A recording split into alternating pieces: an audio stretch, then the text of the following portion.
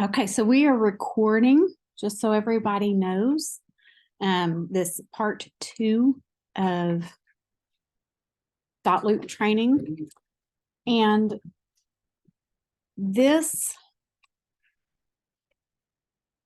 oh, there I am in big form. The big screen. Okay, Dawn, is that a cat's tail or is that a snake? Oh, it's a cat. Okay.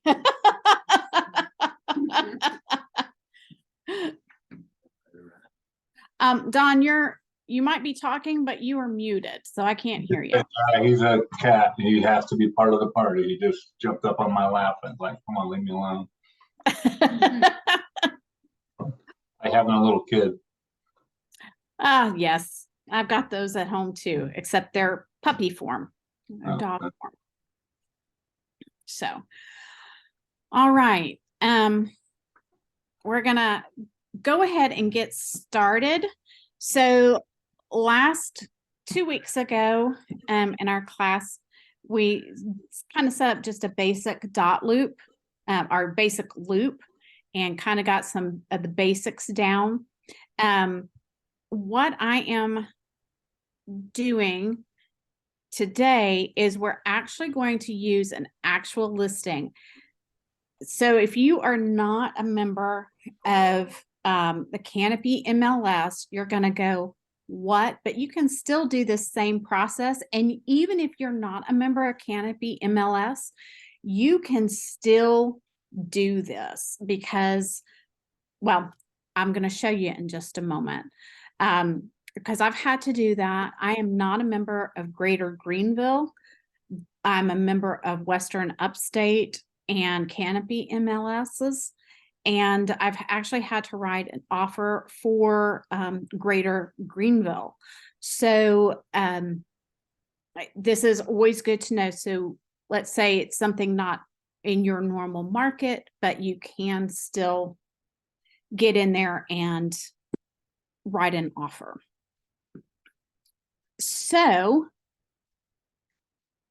as long as you're licensed in that state, maybe I should say that as well. So,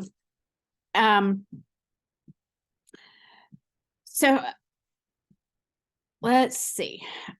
Last week, I need to share my screen. Bear with me this morning. I'm going to share my screen. Okay.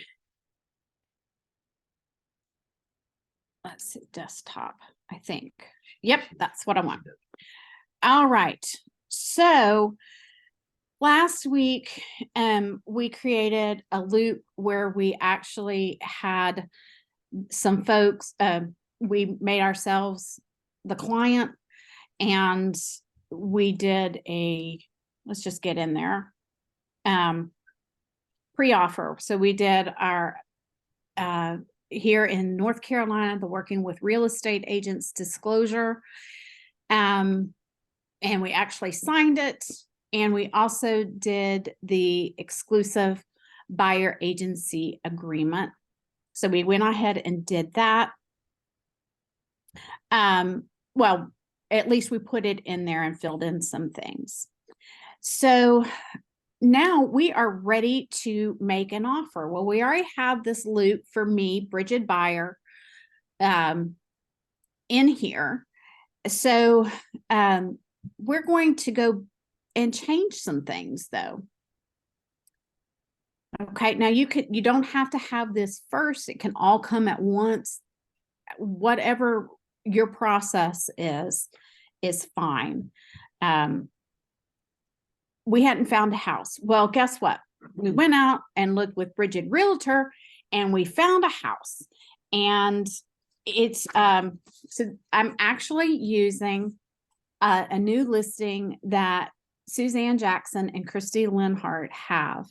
So we're actually working with a live thing. Now we're not going to send any of this out, so don't be alarmed. If you watch this in the future and this is not available and you want to practice, these will be the same steps that you take. So you can talk to your broker in charge, find a listing in which to practice with if you'd like to practice. Okay, so I'm going to go back to my loops. So we're going to go ahead and pull up. I'm already in Canopy MLS. I'm in Matrix, so I suggest you go ahead and do that because we're going to need to get to this in a little bit. The listing number, the MLS number that we're going to use is 4075785. Okay, I have a cheat sheet here. Christy is saying she didn't know, she didn't even know that. And I said, well, I have a cheat sheet. I did my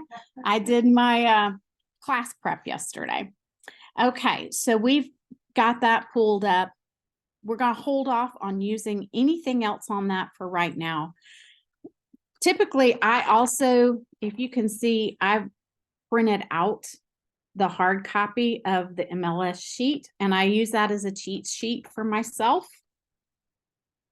And I make notes on that. So whatever your style is, you do you. This is just me. Oops. Y'all don't want to see my Spotify list. I hit the wrong thing. I do. No, you don't. Oh my goodness. There it is. I'm just a hot mess today. Hang on. There we go. That's what I wanted to get. I wanted to get to my DotLoop. So we're going to go ahead and get back into this. And I need to make y'all small. There we go. All right. We're going to actually change this. We're going to use we're going to change the name. So if you notice, I just clicked on it. It became blue. The address for this is 706 Browning Avenue. And they have it spelled out in Hendersonville, North Carolina, 28791. Now, those of you who are not a member of this, you're going, well, how can I make this work? Well, you can still type in the address. We have to hit save now because we've changed the address. I'm still the buying agent, and this is my personal email address. I am the buyer as well. Okay. We are going to right here, we're going to scroll down a little bit and we're going to find this property. And here's where you can search it by address or you can search it by MLS number. Now, remember, I said that I've written offers for things that I am not a member of an MLS. But so you can type in this number. So type in the MLS number 4075785. And look, if we scroll down, now there's another one that's up there, but that's in Canton, Ohio. That's not us. But here we are, right down here at 706 Browning Avenue, Hendersonville, North Carolina, 28791. It is listed by Suzanne Jackson. We're going to click on that one. And it asks us, do you want to save time by importing some listing details from the Canopy MLS? Or it could be Knoxville, or it could be Greater Greenville, or it could be Western Upstate, whatever MLS you're part of. Yes, let's save some time. So we're going to hit import data. And look at this. 28 fields were updated. It tells us right up there at the top. And we can double check things. So remember, I said that I had printed out a hard copy. Again, I'm a mix of old school and technology. So I'm a Gen Xer, so I'm a crossover. I'm not a boomer, and I'm not a, was it Gen Z? So I'm an Xer. So we kind of sometimes do both. Any other Gen Xers in here? No. I'm on the cusp of Gen X. Okay. So I am. Yeah, I don't know the exact cutoff. Okay. I think you're same year. I think we're on the cusp. All right. So not that it really matters, but I always double check things on here to make sure that they kind of match up. But we can fill in some additional information here. So on this particular one, so it fills in the address, the parcel ID or tax ID number, which is in here. In Canopy MLS, you have to have that in order to enter in the listing details. And then we can scroll down. Now the financials here, this is what Brigid buyer is going to offer. Okay, you don't have to fill any of this in, but you can. It is, if you're just maybe you haven't talked a final number of what you're going to put in yet, you don't have to fill it in. It can be filled in when you do write the offer. But let's say we've already talked about it. This home is listed for $395,000. We're just going to make this simple. Yes, please. We are going to type in $395,000. Yes, just that one. I always put in the decimals because sometimes you will run in, sometimes you will run into folks who want to do something a little odd. I always do decimals. That is up to you and your broker in charge on what to do. You like decimal?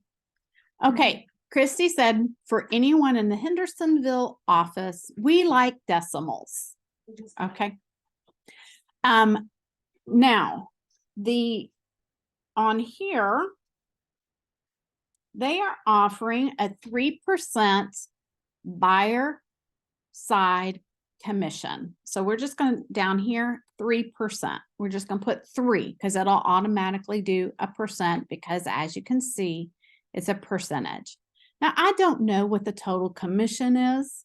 They may have done a 2-3 split. They may be a 3-3. It doesn't make a difference. We're only looking at it from the buyer side. Okay. So we don't know what the sales commission total will be. If there is a flat fee, that's when you would put it up right here, sale commission split on the buy side. And because it has the $ right there, whereas this has the percentage. Now, if you were entering a listing in here, then you would want to put your commission in here. And we're going to put an earnest money deposit, earnest money amount. Again, this is if you know it. We're just going to put in, oh, I'm just going to write $3,000 and that's just an arbitrary number. Your market may be totally different. So nothing here is set in stone. And earnest money held by. So this is where you could actually put in who is holding that earnest money. So it could be XYZ law firm. It could be, if your firm holds earnest money, then it could be held there. But so I believe some of our Tennessee offices have can still hold earnest money. Our North Carolina and South Carolina offices do not hold earnest money. So because we're working in North Carolina, I'm just going to put in XYZ law firm. Okay. You will learn who you want to use and put that in. We don't have an agreement date yet, but we're going to put in our closing date. So today's the 19th. Oh, let's do this closing. Not the 23rd, not the 24th, because most places will be closed, especially the 24th, because that is the day after Thanksgiving. Let's just make this be a nice quick close. Let's close this on the 20th. Okay. On a Monday. Let's close it on a Monday because they want to move in over the Thanksgiving holiday. Okay. Now, in here, we have offer dates. So on some contracts, you can put an offer date and the offer expiration date. So now most of those will also have times on them, at least in North Carolina and South Carolina. And we're going to make the offer today.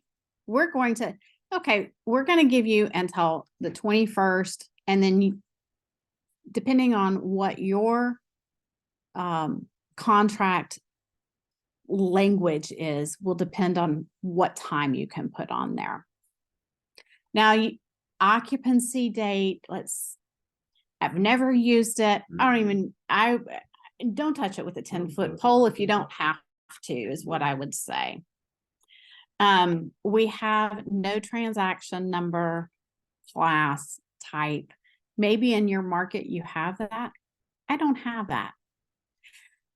If this is a referral, this is where you can put in a referral. So let's say 25% referral. And I'm just going to pick Brick Tax because Brick, Brick is sitting right here. Okay, so we can go ahead and put that in. Now, this is the listing information. So you're not really going to do anything with this unless it is your listing. Okay, we can see what the current price is and when it was listed. We should not have, as a buyer's agent, you should not know some of this other stuff because that is confidential information between the listing agent and the sellers. Now, they might have homeowners association dues in here. The homeowners association, there could be exclusions in here. So let's say it excluded the refrigerator in the kitchen. It could be put in there. You don't have to. It could have includes. So microwave, ceiling fans, whatever you would normally put in your listing, you could put that in there. Some places have MLS areas that can also be put in there. A legal description. You always need to have a legal description, at least in North Carolina and South Carolina. I'm assuming same as in Tennessee, but I don't know the Tennessee forms. So I can only assume. And that's not a good thing sometimes, is to assume. And I have my screen small, so if somebody has theirs larger, if anybody has their hand raised, let's see. Ask if it's different in Tennessee. I don't see as many fill-ins as you're showing. Well, Dawn, maybe there aren't. There could be some differences because I don't know Tennessee and I'm not licensed in Tennessee. I can't answer that question. If there's not as many fill-ins, consider yourself lucky that there aren't as many. Maybe that's the way to put it. And not trying to be flippant or anything, just knowing that there are differences. And maybe there might be something in another market that might have even more fields. But the legal description. So again, we're supposed to have a legal description in the listing here in North Carolina. I have not, in South Carolina, I have not always seen a legal description. And so I will go and I'll actually do the research and go into the GIS and find that legal description. Okay, so now on this one, there happens to be a legal description. So again, this is going back into the MLS. And I've already looked at the deed and everything. So I know that what Suzanne and Christy have put in is correct, is terrace garden right there. And I'm just going to highlight that. Lot 8, Block A is what that stands for. I'm going to hit copy. And then I'm going to go back into my over here. And I'm just going to paste that. You can also type it out if that's what you would prefer. Now, sometimes this really helps when you get into this area, if you have that printout of the MLS listing. The subdivision is Terrace Gardens. Oops. Lot number, we already talked about that, is Lot 8. Deed page, deed book. Okay, so when it shows up in Canopy MLS, here's where it can get a little confusing, is that the deed reference is 3122/661.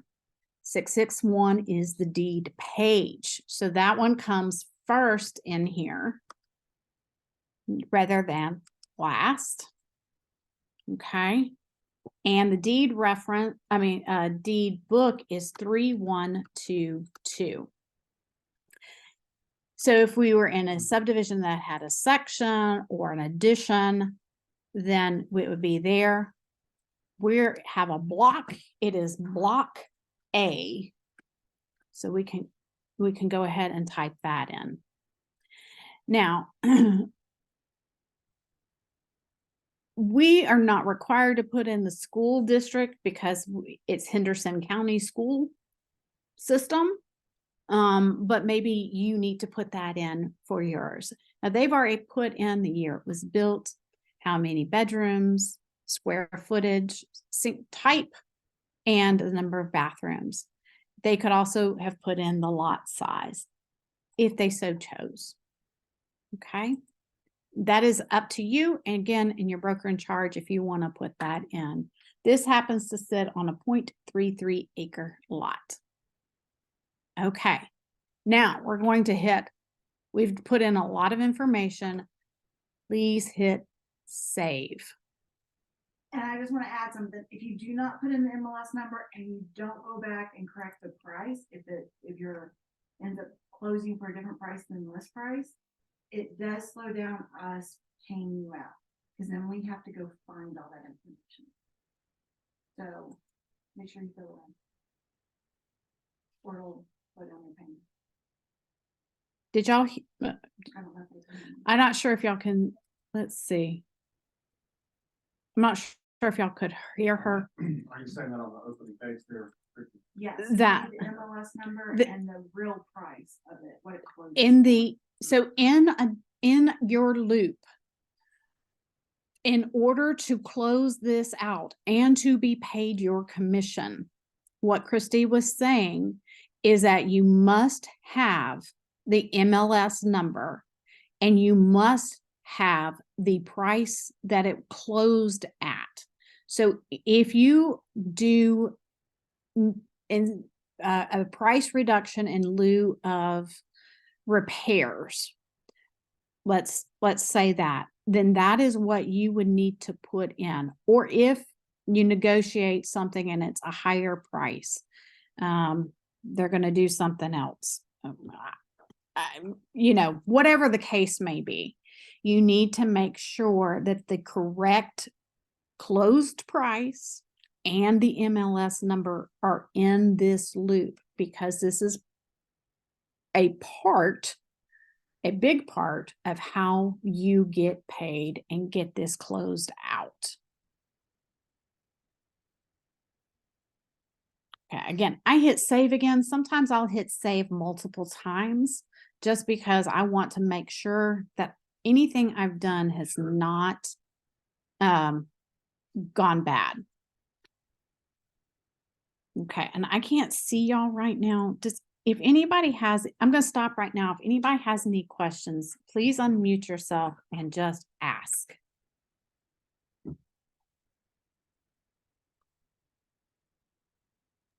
I find that in all this stuff that you're filling in, I find that based on what I've learned just by using DotLoop without any courses, is that I fill in the stuff when I load all the pages I need to do. I hit open, it'll ask me all the information for the buyer's name, seller's name, and all that. And then when I go in to fill in the parcel number and all that, I look up the parcel number, the lot size, all that information is on the paperwork from the MLS suite that we call it. And I type in I use the GPS for longitude and latitude. If there's not enough of a legal description, if there is a legal description like lot number, I add that also. I put as much information as I can into the offer to identify the property as best I can, because sometimes they don't have a book or page number, that kind of thing. Sometimes they don't have a lot number or a block number. So the more information you can put in, the more you're identifying the parcel, regardless of what the listing agent says. That's right. And so sometimes you have to go in and do your own homework, because like I said, some of the things that I've seen in South Carolina, they're not in there. And so I go in and do my own research and put that information in, because you want, as Don was saying, you want as complete of a description as possible and as much information as possible. And use full words, don't abbreviate stuff. Just abbreviations don't count in court. All right. Any other questions so far?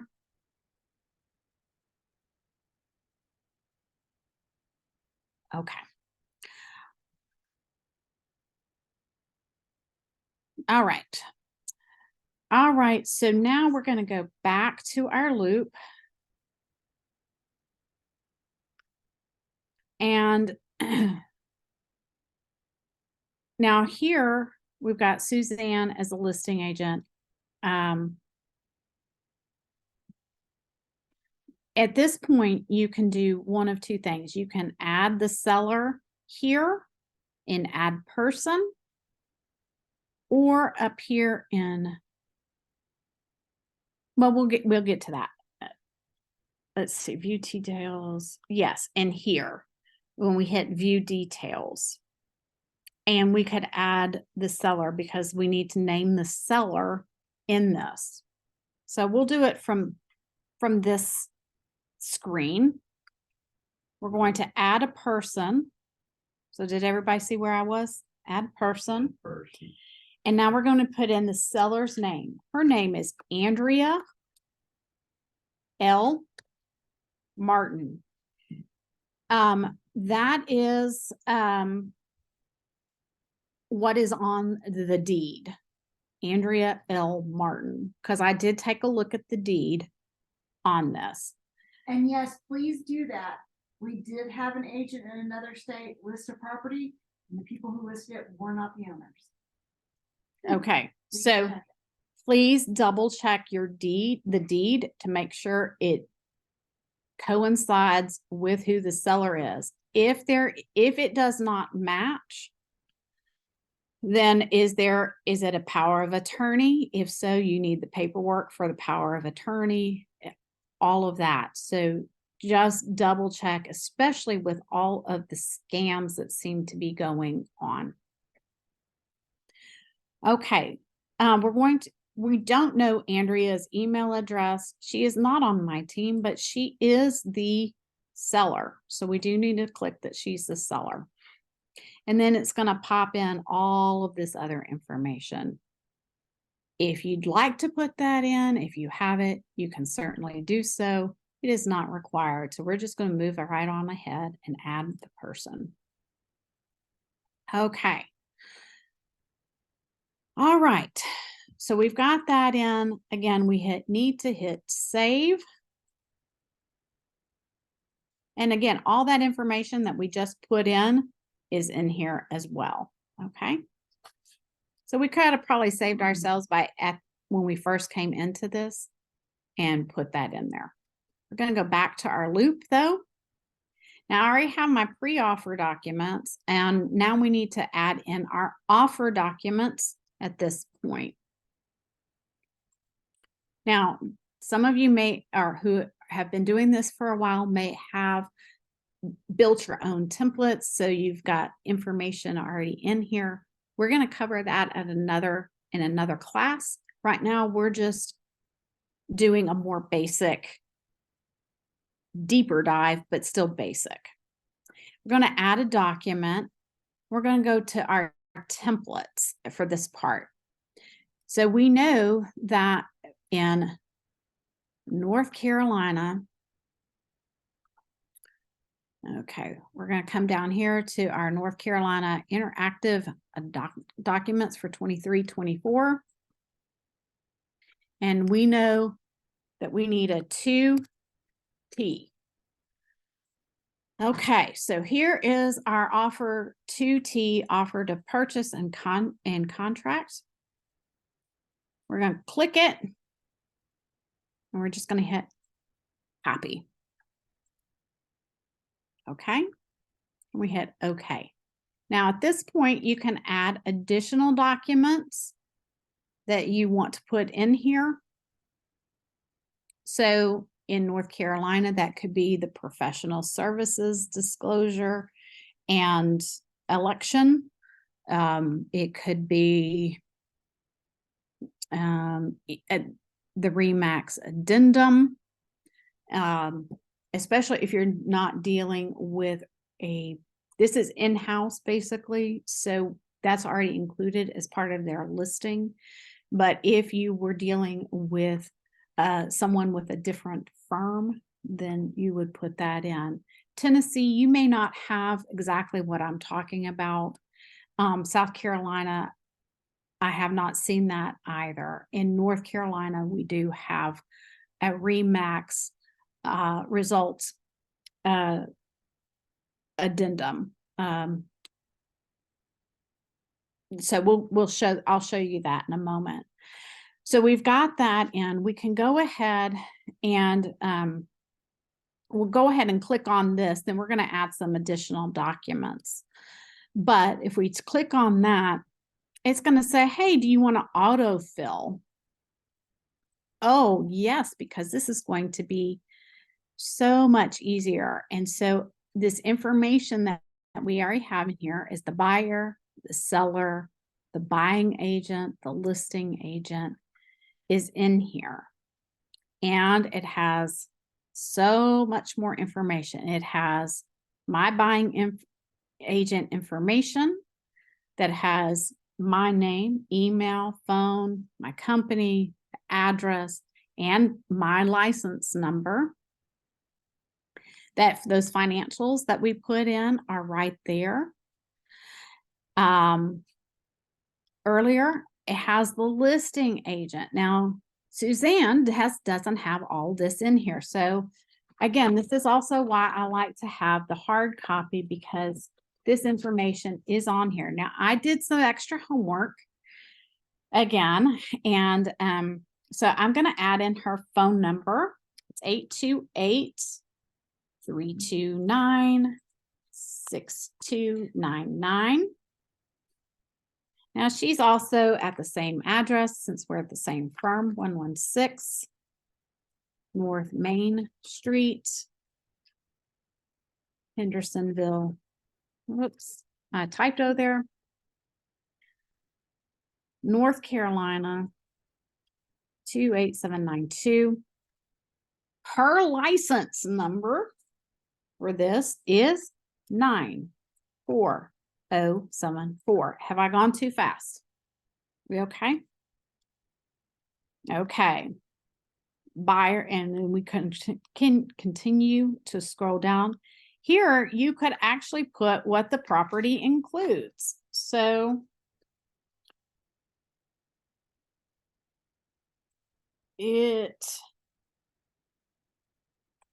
I didn't look at that. Okay. Dishwasher, gas oven, gas range, gas water heater, microwave, refrigerator, self-cleaning oven. That's what it says in here. And that can be, you could actually copy and paste that directly from the MLS. So back over here. Oops, sorry. I hit the wrong thing. I'm looking at two different screens. Oh, y'all don't want to see that. Ah! I guarantee that if you say that, then people actually do want. I know, as soon as she said it, I looked up, I'm like, what are we going to say? They want to see all our. Sorry. And I can't get to where I want to be. Let me make this a little smaller.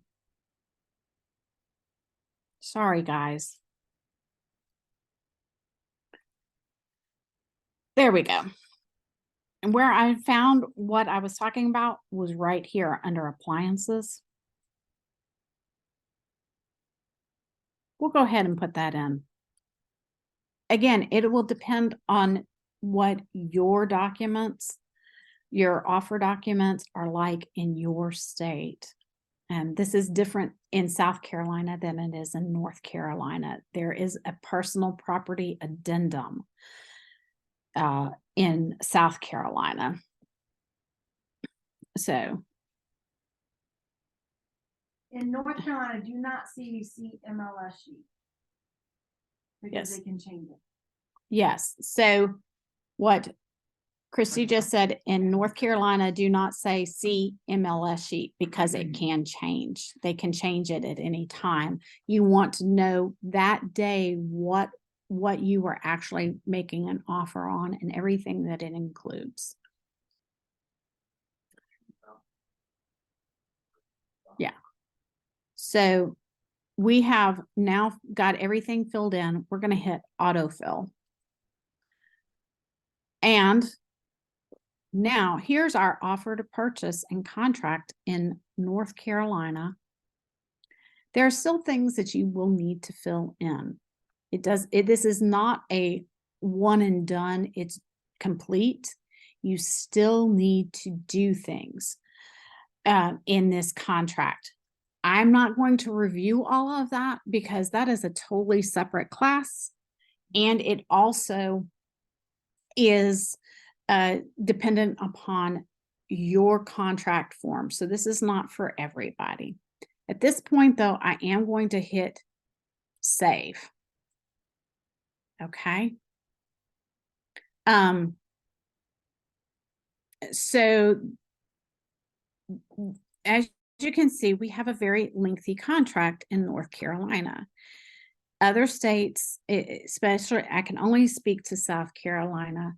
We have a lot of addendums that have to go with it instead of it being all rolled into one contract, which is what North Carolina has. A lot of the things that are included or addendums in South Carolina are already included in the offer to purchase and contract in North Carolina.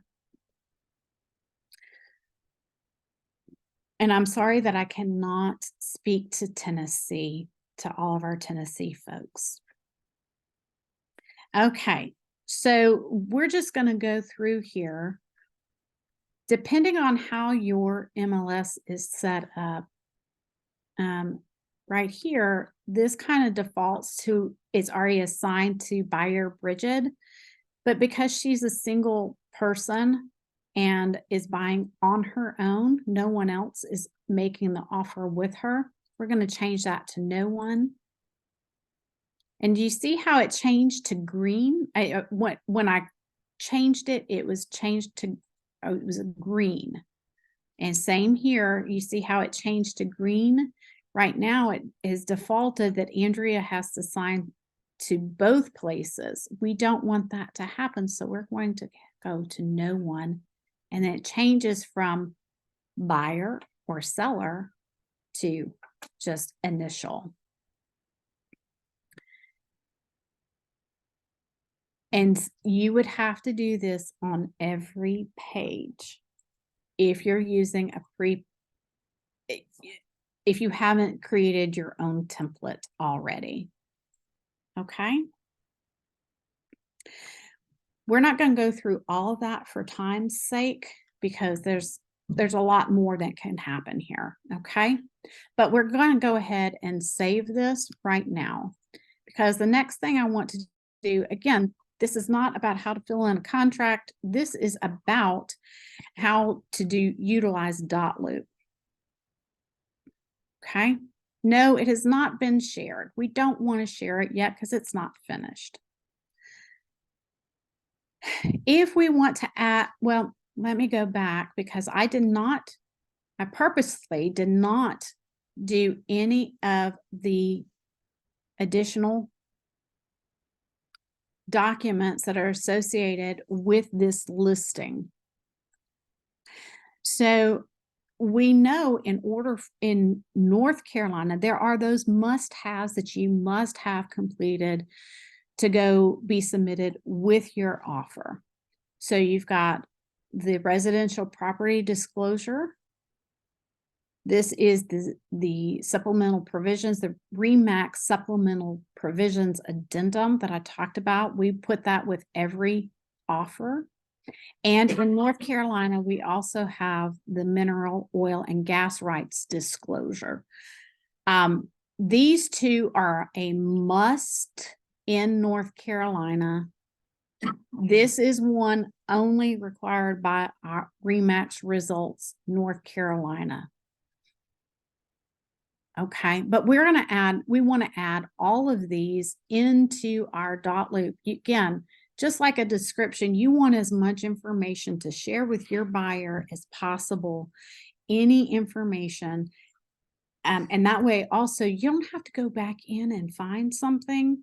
It's already there in your loop. So it's a nice place, a one-stop shop in a way. So we're going to go ahead and open this up. We're going to download it. So I'm going to download this onto my computer. That was the RPD brick. Yeah. Okay. Residential property disclosure, sorry. So we downloaded it. Pardon me.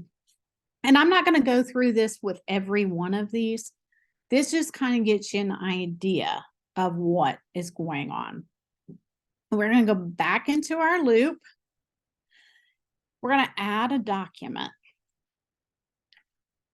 Here, now you can drag and drop. I'm not much of a dragger and a dropper. I'm more of a browser. So you could drag and drop over. This is what I just downloaded. This is the residential property disclosure. I'm going to upload that. Okay. And now it's in here. We open it up. We'll see, there it is. But there are no places there are no little boxes already in here for the buyer to sign and or the initials required. So what we do is we come over here and we can add a signature. Hit. Oh, come on, don't freeze up on me. Add signature. Oh, there we go. Okay. And as you can see, the box is great big. It doesn't quite fit in. You can grab the edge and put it on there. Now, you can elect to put a date here if you so choose, but because, let's say they're electronically signing, it automatically puts a time and date stamp on here. We're going to assign our field to Brigid M. Rich. That's Brigid Buyer right there. And then we would put in the initials. So again, it's again the same kind of steps, but here we're going to do initials. And we're going to put those right there. Make them fit in there. Now, there are ways that instead of having to go to the next page and put that in, you can just take this, click on it. And over here, it's telling me that if I hit Shift, Command, and C at the same time, it copies it. And I can move, I can put it down here, and I can hit Shift, Command, V, and it will paste that for me right there. And there's another space right there that it also needs to be added to. We don't have to copy it again. We can just hit Shift, Command, V, and there it is. Drag it into place. And so that is how you can do that information. We're going to hit save. Okay. Now, since we're already in this one, the next thing I want to do, so that's basically how you add in something from another source, or maybe you have scanned it to yourself. You can also put it in here. It could be as part of your DotLoop. We talked about how you've got your own email address in DotLoop. So if you send something to it, it can go directly to your DotLoop. But Brigid Buyer is sitting here right here with me. This is one thing I want to show is host in-person signing. So over here, you have to have the document open and you want to hit host in-person signing. And it's going to say, well, who you're going to want to sign? Well, Brigid Buyer, so that's Brigid M. Rich. I know this can get a little confusing. And then I just hand over the computer to Brigid Buyer. She clicks begin signing. And then it's flashing at me going, hey, this is where you start. It starts signing.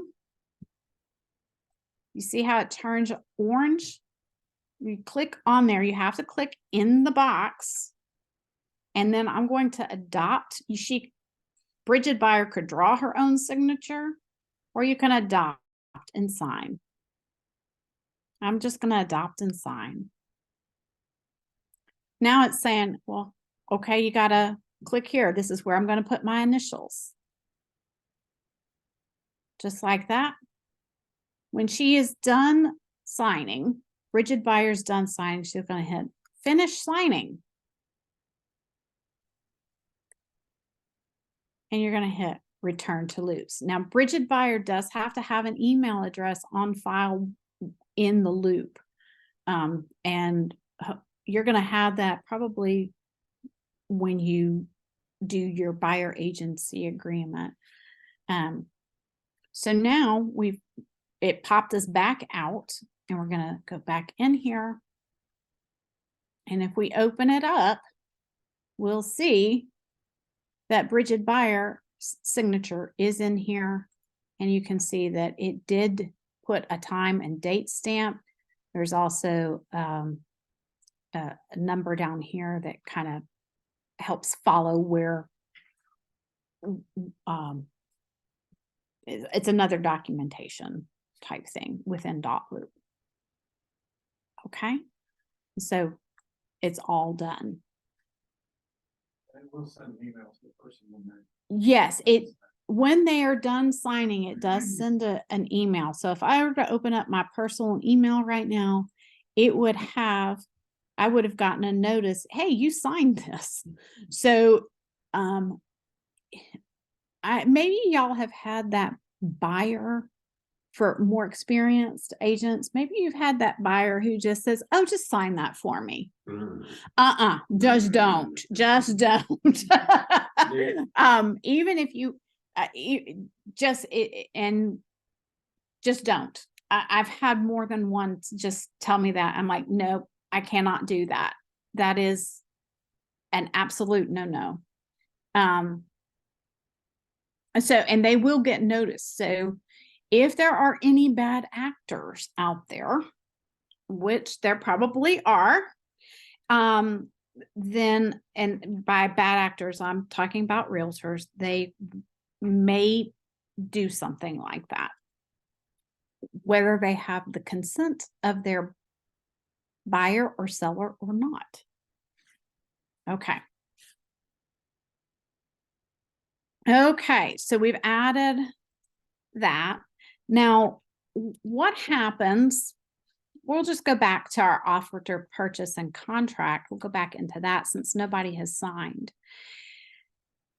Let's say this is all complete, which we know it's not. That's okay. This is only training. Let's say Brigid buyer is not very adept at technology and is really old school and wants to do a wet signature on this. Okay, so you've got it all filled out, but you're going to need to print it and have Brigid buyer sign it. You cannot just go up here and go file, print. I'm going to show you what it does. It pulls up something that looks like you can't even really see it on this side. It is a bunch of gobbledygook and blank pages. You can't do that in DotLoop. You have to go to file, and either you can download it or you can print it. If you hit print, it's going to open you up in another window. And there it is. And then you can go up here and hit print. And there it all shows up. So that's important to know. It only takes you about 1 or 2 times to do it the other way, print it out and realize you have printed out junk to learn your lesson. So where's the junk one again? I mean. Sure. Yeah. So Brick asked, where's that junk one again? Let me close out of this. So if I'm looking at it. I'm looking at it. Okay. Okay. And you go up to so for this, I use Safari. And I go up here and I just go to file and I hit print. I go up in my web server. Yeah. You always want to use what's in DotLoop, any of your guides here. Okay. Yeah, I get a file. And then it gives you the teacher. Okay. Any questions? I know some of this for more experienced agents, this may be a little more basic, but sometimes we forget things. Any questions or comments from anybody?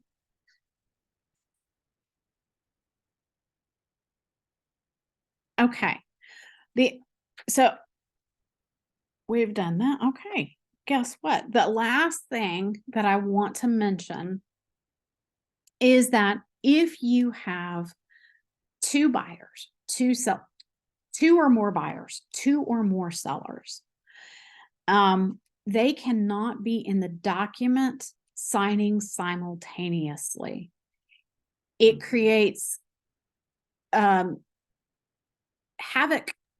in DotLoop. So it locks it up. You're absolutely right, Don. And so then you have to get them both out. You have to go back in and kind of figure it around and say one at a time. So you might have to redo some things sometimes, but just remember Only one person can be in a document signing it at one time. Also, if you have 2 or more buyers or 2 or more sellers, they must have separate email addresses if they're signing electronically.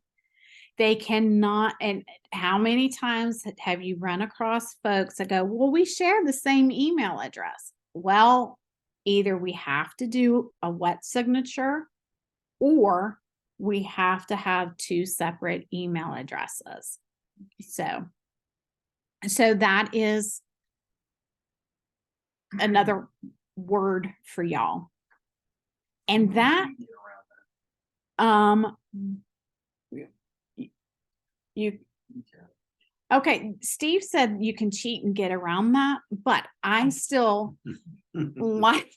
think that it's better if you have 2 separate email addresses, or every party has a separate email address, because in case of some situations, you might need to, that are a little more sticky, you might want to have,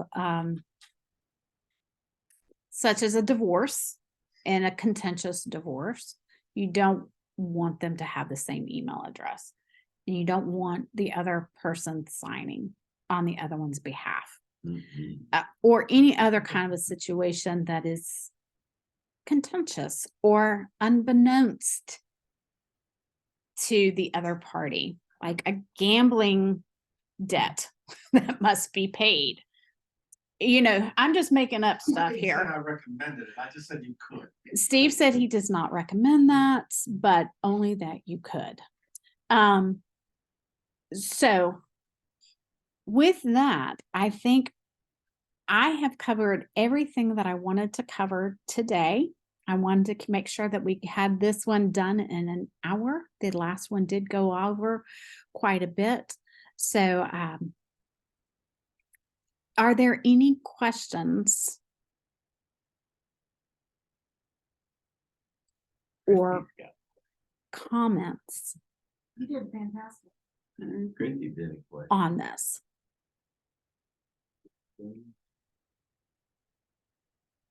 Okay. So we will schedule the next class to be early November.